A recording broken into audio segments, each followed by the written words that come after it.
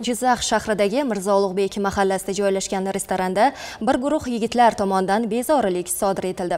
Ushbu shaxslar idishlarni sindirib, ovqatlanish shoxobchasi mas'ullariga bosim o'tkazishga uringanlar.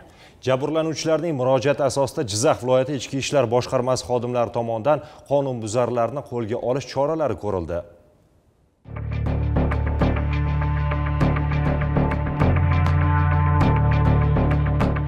Jizzax viloyati Ichki ishlar boshqarmasi tezkor qidiruv xizmati jinoyat qidiruv boshqarmasi xodimlari tomonidan o'tkazilgan tezkor tadbir davomida Sharof Rashidov tumanining Xayrobod, Mo'lkallik, Jizzax shahrining Sayiljoy, Mirzo Ulug'bek hamda Forish tumanining Band mahallalarida istiqomat qiluvchi 9 nafar yigit ushlandi. E'tiborlisi, ushbu shaxslarning barchasi Jizzax shahridagi 5 ta tungi klubda ish boshqaruvchi, hisobchi, ish yurituvchi, qo'riqchi va ishchi vazifalarini bajarishadi. Qolaversa, Jizzax shahrining Mirzo Ulug'bek mahallasida joylashgan restoranda faoliyat yurituvchi jabrlanuvchilarning ma'lum qilishlaricha, voqea yuz bergan kechasi gumonlanuvchilar nega yarim tunda faoliyat ko'rsatyapsanlar deya restoran mas'ullariga zug'um qilishgan. Mazkur jihatlar jinoyatga raqobat sabab ekanligiga ishora qiladi. Aytgancha, qo'lga olingan to'da a'zolari orasida mayda bezorilik qilgani, qasddan badanga yengil shikast yetkazgani hamda ichki ishlar organlari xodimining qonuniy talablariga bo'ysunmaganligi uchun muqaddam sudlangan 3 nafar shaxs bor. Holat yuzasidan tergovga qadar tekshiruv olib borilib, to'plangan hujjatlar asosida sodir qilingan qonunbuzarliklar